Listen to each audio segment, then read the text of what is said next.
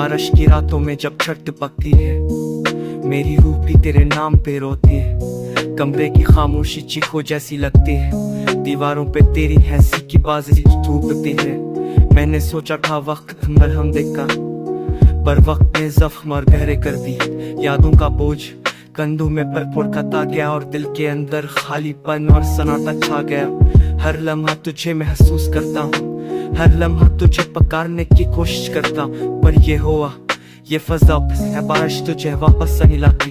तेरी हंसी की झलक के मेरी आंखों के सामने आती हैं, तेरी बातें गुंदशती हैं दिल के अंदर, पर हकीकत ये है तू है नहीं। मैं बस एक ख्वाब के उड़े टकरों में जी रहा हूँ। तेरे जाने के बाद ये शहरा जंगली लगता है, ये सड़कें गुनाह कर देती है, ये लम्हे बेजान कर देते हैं और ये दिल पे रंग कर देता है। मैंने अपनी किताबों के पेट तेरा खुद छुपाया था, अब वो लफ्ज़ भी मनते लगे हैं। मैंने दाओं में तेरा नाम रखा था, अब वो दाएं भी खामोश हो गई हैं। बारिश रच जाती है पर मेरे अंदर का तूफान नहीं रखता। आके